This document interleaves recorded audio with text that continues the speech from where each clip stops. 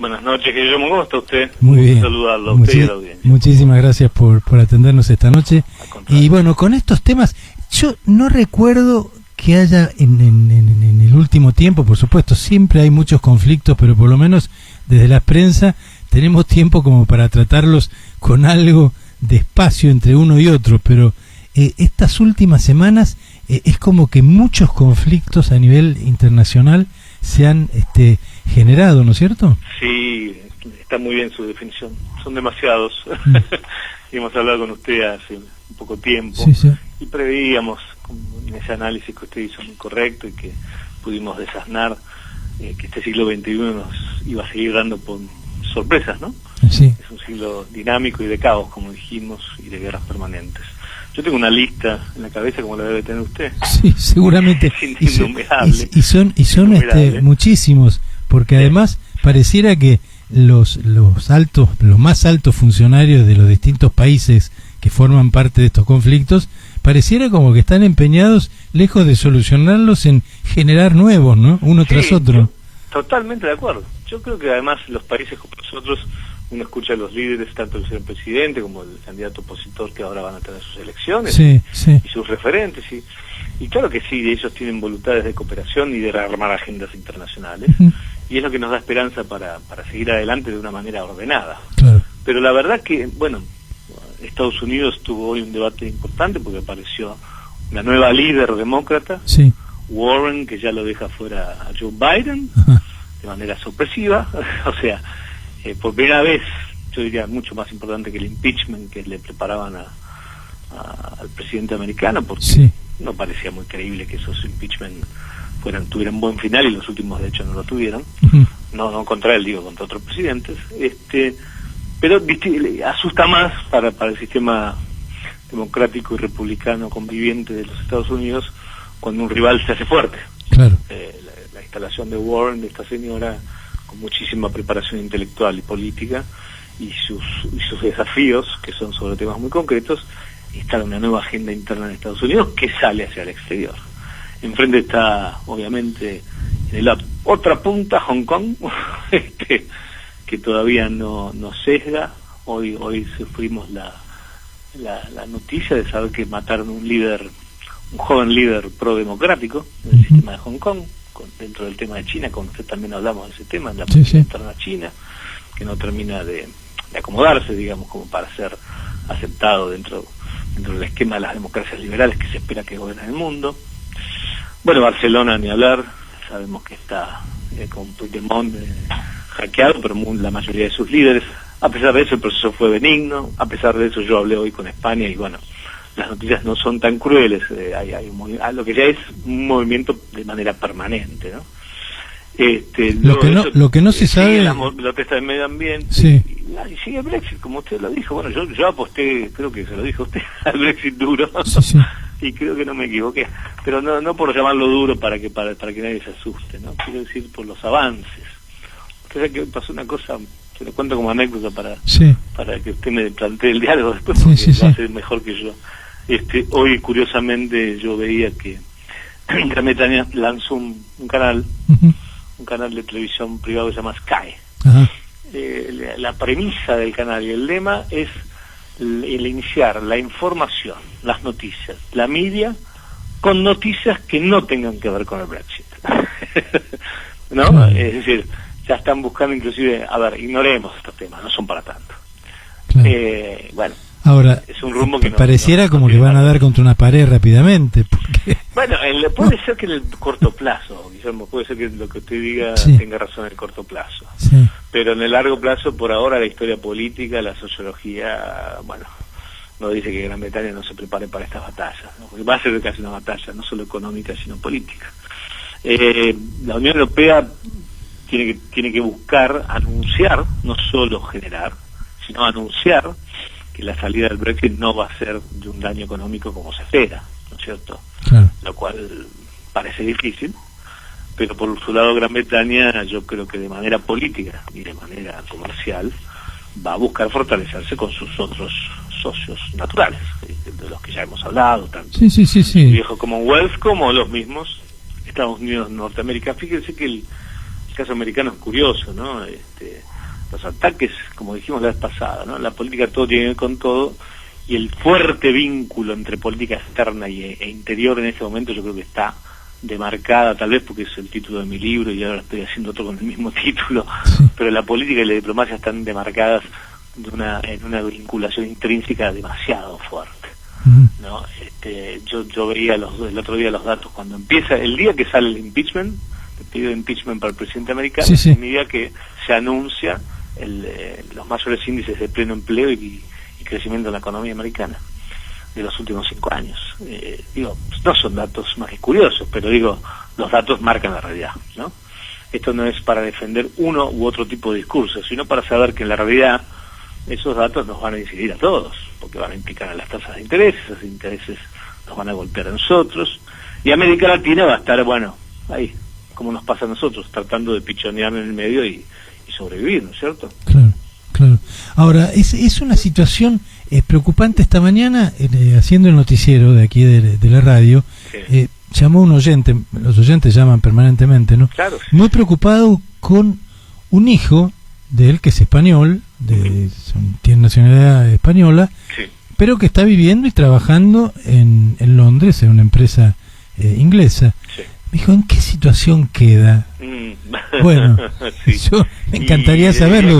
Tenemos que esperar a ver qué pasa, pero es uno de los problemas que, más allá del impacto económico de una empresa grande, de una multinacional, ¿qué pasa con estos casos en el día a día de todo esto, no? Sí, va a ser muy difícil. Hay más de 540 contratos pendientes en la Unión Europea con el Brexit que se tienen que analizar. Tal vez uno de los que es muy inteligente su pregunta, y el caso que menciona, ¿no? Sí.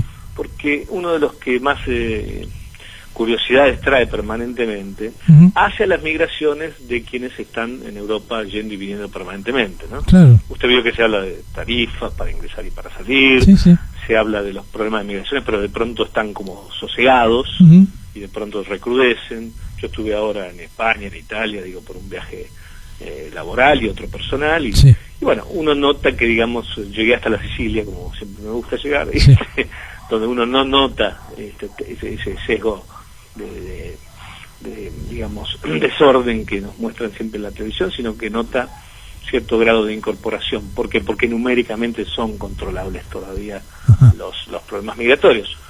No obstante lo cual, para los sudamericanos especialmente, tenemos que estar muy atentos, porque nosotros, Argentina dentro de América Latina, es un país preferido en los recursos humanos y en varias instancias.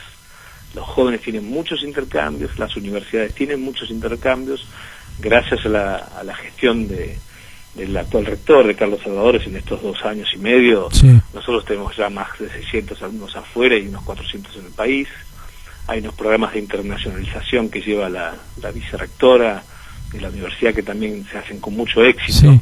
Bueno, no podemos decir más que la universidad, en un extraño momento del país, está muy feliz, porque es convocada, es referente, intercambia profesores académicos y sobre todo estudiantes, que son los más beneficiados.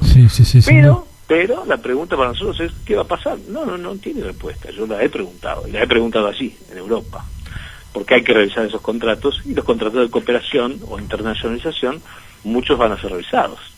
Esperemos que para bien, esperemos que dentro de ese orden, este hijo de su amigo pueda ser de los primeros beneficiados de un sistema británico novedoso. Por ejemplo, ¿qué pasa? ¿Cómo imagina el panorama frente, ya no a las personas, ¿no? Que podrán seguramente llegar a un entendimiento, porque también hay muchísimos ingleses trabajando en el resto de la Comunidad Europea, obviamente. Pero ¿qué pasa, por ejemplo, en el marco y pongo un ejemplo, es uno, ¿no? Hay muchísimas empresas, pero el caso de la compañía de bandera Iberia con respecto a British Airways, es la misma empresa, es el mismo capital accionario. ¿Para qué lado queda? ¿De quién es o bajo qué normas se va a mantener el liderazgo tanto de Iberia como de British Airways, no? Sí, las transnacionales van a ser un dilema. Ahí hay un problema, visto, ¿no? Que hay otros países mandantes en este momento en el universo que no tienen un espíritu de transnacionalización exactamente, ¿no? China Airways no lo hace, United tampoco, por supuesto, y American menos. Así que van a ser un dilema, porque Europa ha hecho muchos esfuerzos de integración.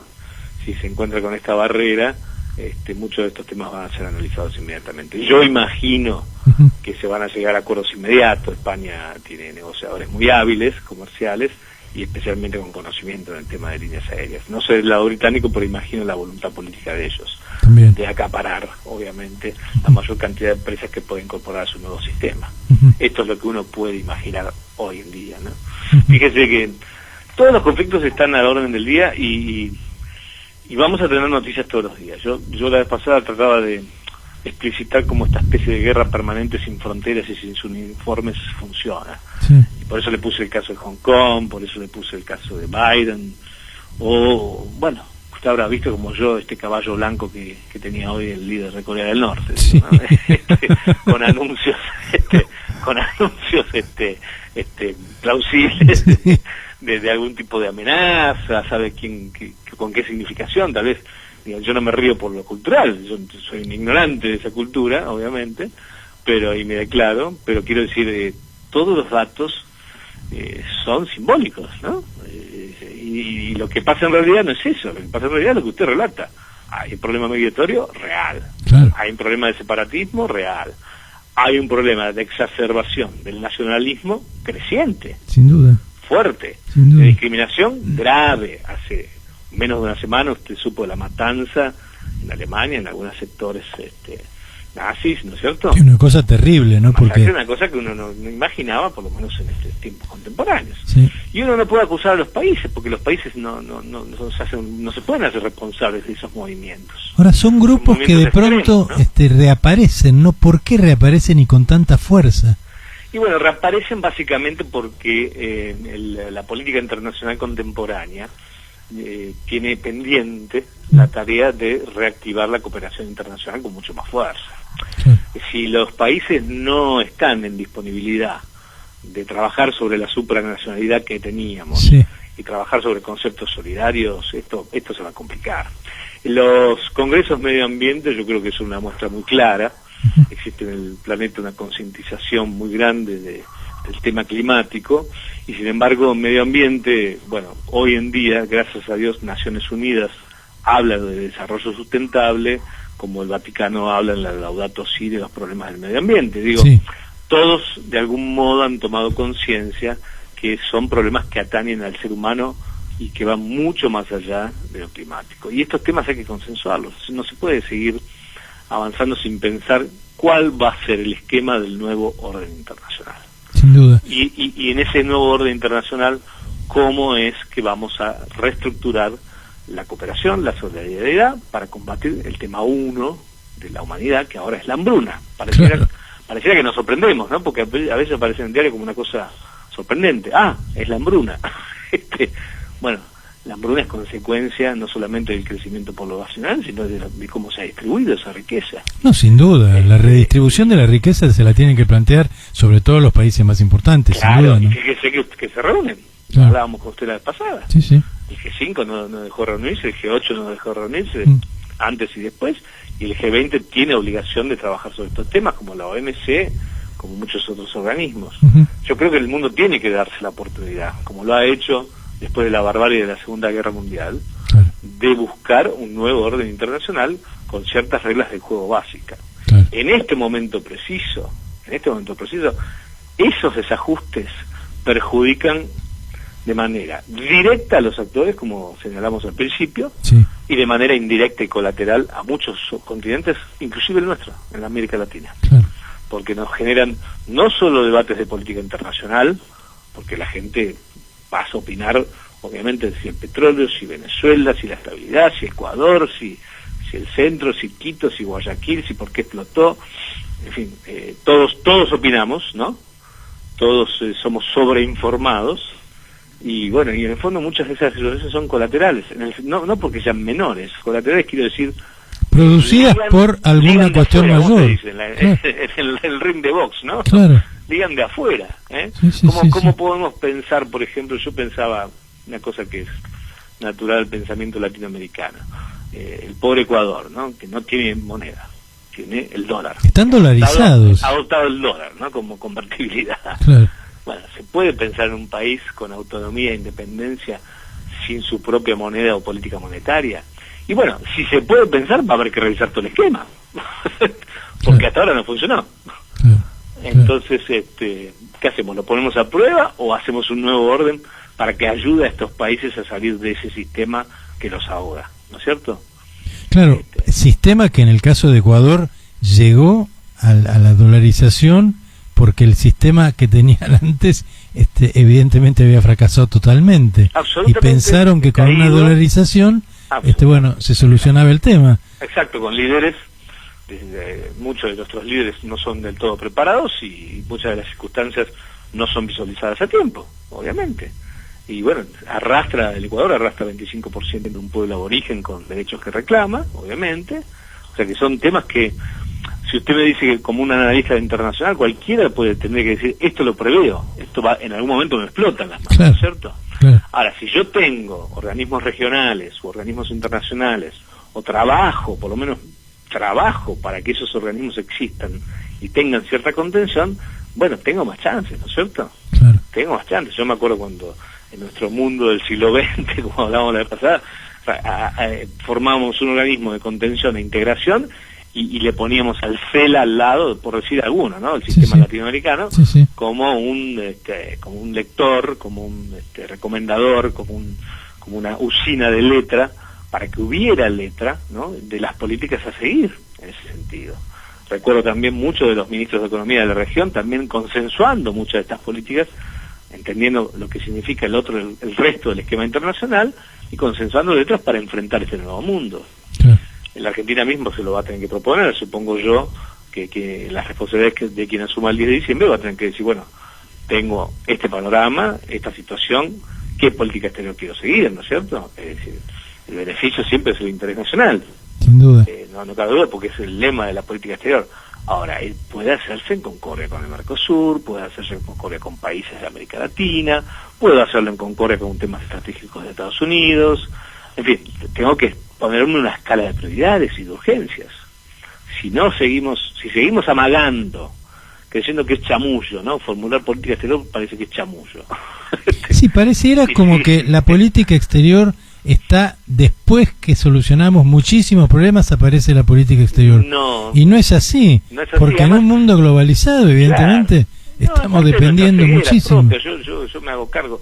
Yo creo que cuando uno trabaja en el Estado, como me ha pasado a mí 40 años, y los años que me resten, ojalá pudiera seguir colaborando en eso, digamos, nosotros tenemos la obligación de verlo eso con antelación, más allá de que tengamos conciencia de que hoy tenemos que ver qué hacemos, cómo renegociamos 40.000 millones de dólares. Bueno, tenemos que ver qué pasa el día de mañana, porque el día de mañana vamos a tener gente negociando en el Fondo Monetario, en el Club de París, deudas privadas que puedan surgir. El país lo ha hecho, y lo ha hecho bien.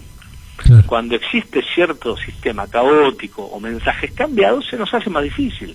Es como cuando le cambian la tasa de interés 5 veces por semana, ¿no? Claro, bueno, todo lo que ha ido pasando lamentablemente en estos últimos 2-3 meses en Argentina dio como resultado todo este momento que no es exactamente el mejor, ¿no? Más allá de que viniéramos de una situación no tan buena, pero no importa eso, se ha empeorado completamente a partir de esta, yo creo que un poco de incertidumbre, ¿no?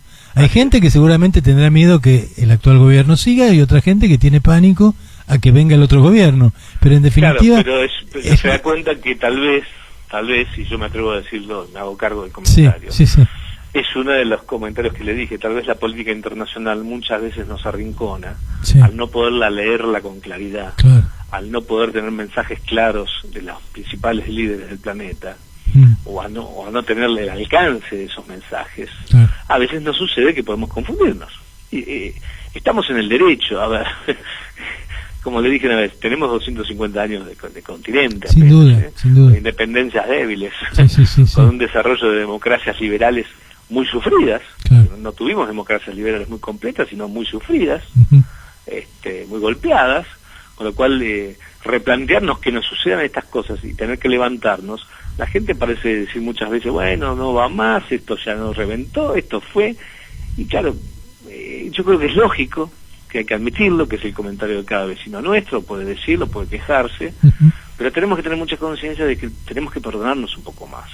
Somos un continente virgen, muy novato, con aprendizajes difíciles, en contacto con un mundo moderno muy cambiante, nosotros en nuestro caso, como potencia sudamericana que fuimos, bueno, nacimos bajo la égida de España, después de Gran Bretaña, después tuvimos que negociar con Estados Unidos largos años de búsquedas de intentos de panamericanismo fracasados. Después buscamos durante los últimos 80 años fórmulas diferentes de comunidad sudamericana.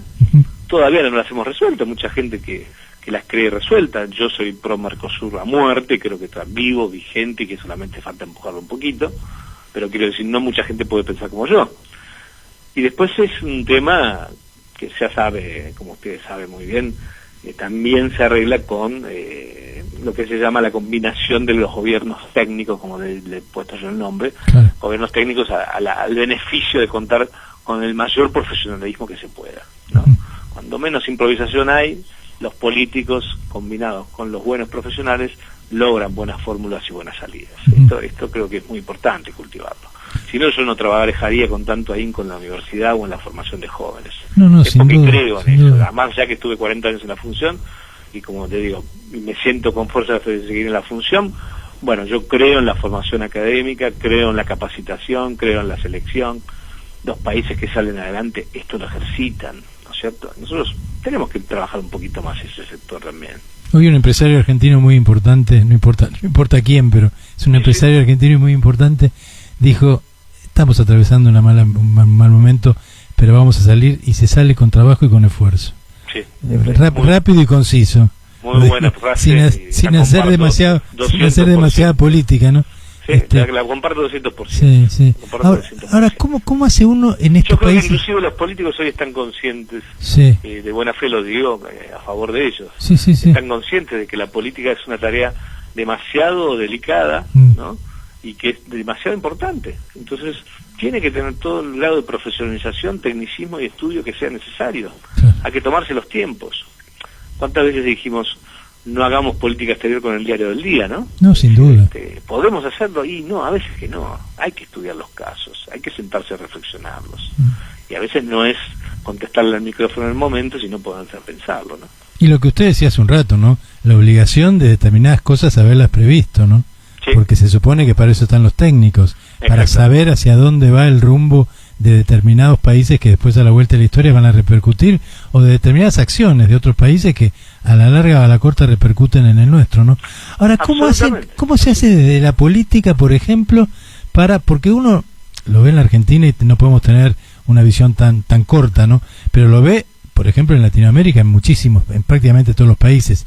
Pareciera como que la justicia va por un lado, el viento de la justicia favorece a los gobiernos de turno, y después, una vez que esos gobiernos parecen empezar como a mermar en su influencia sobre la gente, esos vientos cambian.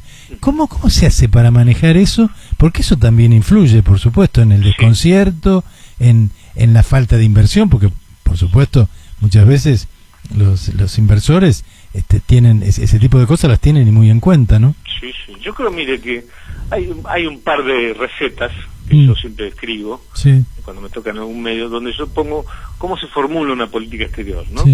Siempre pongo en el primer renglón que sin consenso interno, imposible hacerlo. No importa cuánto sea el alcance del consenso, ojalá fuera el más alto, siempre 50 y pico. Pero bueno, a veces no alcanza. Usted ve que en Europa los consensos son menores. Pero sin duda la regla de que la política interna tenga un consenso suficiente para que se pueda hacer política exterior debe funcionar. Porque si yo no lo hago, si yo no me doy cuenta del grado de dependencia que tengo con lo externo, tengo por lo menos una tarea pendiente. Un segundo renglón, como se lo dije, sin duda alguna, es la profesionalización con la política, no es algo nuevo lo que digo, sin duda. Los países lo han practicado y con éxito, y creo que en la Argentina lo hemos hecho a mitades. Podemos hacerlo mejor, y a mí no me cabe duda de que se puede hacer mejor hacia adelante. Y el tercer renglón tiene mucho que ver con su tarea, que es la comunicación. La opinión pública, la opinión pública y los medios tienen un rol muy importante, porque en la certeza de lo que se comunica y cómo se comunica, bueno, se generan muchísimas inputs, se generan muchas acciones, se generan muchas ideas mira, a mí me pasó, para poner un ejemplo de este tercer punto que yo le doy de importancia, me pasó, creo que como usted todos sentimos el golpe de Slotoviazda, ¿no? Terrible. La pérdida de Marcelo Slotoviazda. ¿Por qué? Porque sí, no, porque es un comunicador que tenía valores y principios muy válidos y un gran profesionalismo. Entonces, hacer chanta lo puedo hacer yo, diplomático. Marcelo tenía una cosa. Marcelo tenía una cosa. Me cuesta menos que levantarme a las 6 de la mañana a leer, digo. Marcelo Slotoviazda tenía algo, y se lo digo con muchísimo conocimiento, porque tuve el placer de trabajar con Marcelo muchos años. Tenía una virtud que no todos los periodistas tenemos, por supuesto, ¿no? Marcelo era economista primero, ¿no? O sea que sabía y entendía muchísimo de lo que hablaba, pero además sabía comunicarlo, sabía cómo explicar un tema, independientemente que uno después coincidiera o no coincidiera con su punto de vista, claro. Pero lo explicaba de una forma absolutamente didáctica, clara, concisa y contundente en lo que él, y además aclaraba, esto es lo que a mi buen y leal saber entender es así, no es una verdad, pero claro. Bueno, eso lamentablemente no lo tenemos, yo no me incluyo obviamente, pero no lo tenemos todos los periodistas. Por eso es muy importante saber comunicar. Cuando se erradican la hipocresía, la mentira y el facilismo, aparece este profesionalismo muy claro. Sí. Guillermo, usted lo tiene, Marcelo lo tenía. Son cosas que producen un cambio. Usted me preguntó algunas claves, yo le di 3. Sí. Digo, de esas 3, tenga fe que en el mundo funcionan esas 3. Sin duda. No es lo mismo una fake news barata de que dura unas horas, de las cuales hoy día se hacen análisis de libros inmensos, que yo los respeto mucho, pero que duran 24 horas. Claro. Que comunicar una idea. Sí. Que comunicar una idea profunda, ¿no? Y decir, mirá, tenemos este despelote, primero asumámoslo, ahora vamos a ver qué podemos aportar, y tercero, ideemos cómo arreglarlo. Claro. Por poner un ejemplo, yo digo, Mercosur, destruyámoslo, hagamos algo nuevo. No es la solución.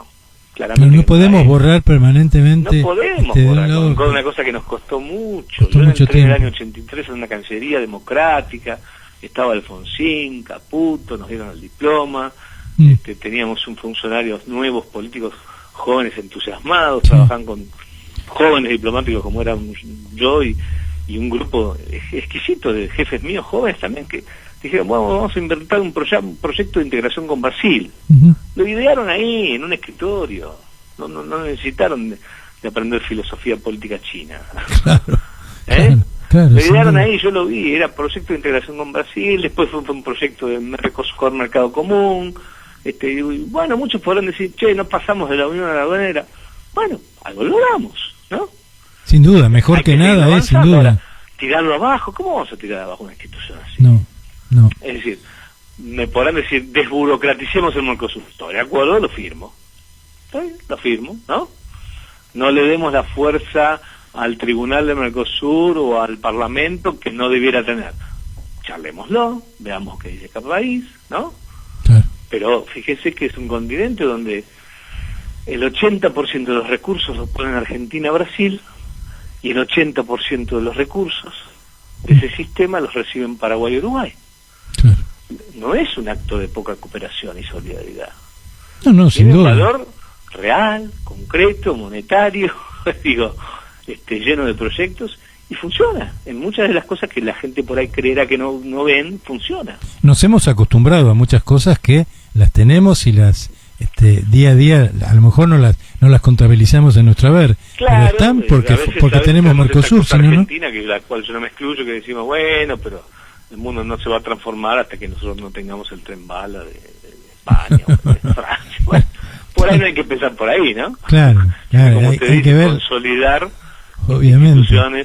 Consolidar instituciones es una cosa muy importante. Muy importante. Hacerlas ordenadas, el francés, nuestro sistema jubilatorio, son sistemas muy envidiados. Sin duda. Que no, en el mundo pobre y el mundo subdesarrollado nos aplauden porque institucionalmente tenemos esas instituciones, funcionen mal, bien, con más o menos corrupción. El sistema de salud argentino, sin ir más lejos, el sistema de salud argentino, sin ir más lejos, podrá ser mejor o peor, pero la verdad que uno se ve muchas veces Europa, Estados Unidos tiene un problema muy serio con la salud.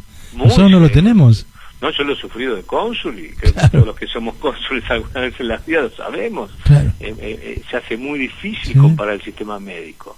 Sí. No, los diplomáticos cuando hemos estado en el exterior, la verdad que yo en 6 destinos siempre decía, lléveme a Argentina, me rompía las piernas jugando al fútbol, decía, lléveme a Argentina. Claro. Es decir, Claro. no es solamente la desconfianza del tipo negado, ¿no? No. Yo sabía que acá me iba a salir limpio y llano con mi obra social, o sea, algo tan sencillo como eso. Sin duda. Bueno, es algo muy valioso.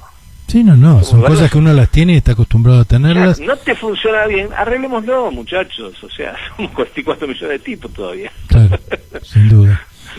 La última que le hago, Lascano, la conversación está recontra interesante, pero lástima que tengo nada más que una hora. Pero es interesantísimo todo esto que estamos charlando. Pero la última pregunta que le quería hacer y que tiene que ver en realidad no con ni con Ecuador ni con Latinoamérica, pero sí con algo que también ahora empieza a aparecer en el horizonte de esta supuesta salida en buenos términos o en no tan buenos términos de Gran Bretaña de la Unión Europea. ¿Qué pasa con Escocia? Porque vuelve a aparecer la idea de, bueno, si Gran Bretaña sale, nosotros no formamos más parte de Gran Bretaña. ¿Es otro movimiento separatista que ahí está latente? Sí, que lo tenemos. Latente, es antiguo, tiene sus raíces, bastante sólido institucionalmente y su reclama también. Yo me permito manifestar solamente dudas sobre el caso, lo sigo a estudio, y mire, el problema es que negarle a Inglaterra el poder de capacidad que tiene de incluir a Gran Bretaña en todos los paquetes, yo no se lo voy a negar. No imagino hoy en día una situación, sino algo violenta, no quiero decir que sea sangrienta, pero violenta, para que Escocia cambie de posición en algún momento. Si no, digamos que podría demorar muchísimo las negociaciones, pero no lo imagino fuera del sistema. Tal vez también sí puedo imaginar algún tipo de cláusula especial, como se ha estado hablando en la Comunidad Europea, donde tenga las dos patas, ¿no? Cuando son pequeños casos, como el de Irlanda o el de Escocia, pudieran hacer un pedido de transición de dobles patas para casos como estos dos, ¿no? Pero bueno, no creo que sean condicionantes. Usted sabe que las cosas en política, tanto con política interna como externa, son o condicionantes o determinantes. Las determinantes son cuando no tenemos vuelta atrás. Este caso yo creo que es solamente un condicionante. Perfecto. Doctor Lascano, le agradezco muchísimo. Interesantísima esta charla. La repetiremos en cualquier momento. Cuando usted quiera. Le agradezco mucho. A la orden, un gran cariño. Igualmente, un gran abrazo. Bueno, hablábamos con el doctor Julio Lascano Ibedia, director de la carrera de Relaciones Internacionales de la Universidad de El Salvador, hablando, de todos estos temas, ¿no? Parece que el mundo duplica y multiplica sus problemas como si los que ya había fueran pocos, ¿no? La cosa continúa y, por supuesto, de esto se trata Agenda Global, así que lo seguiremos charlando.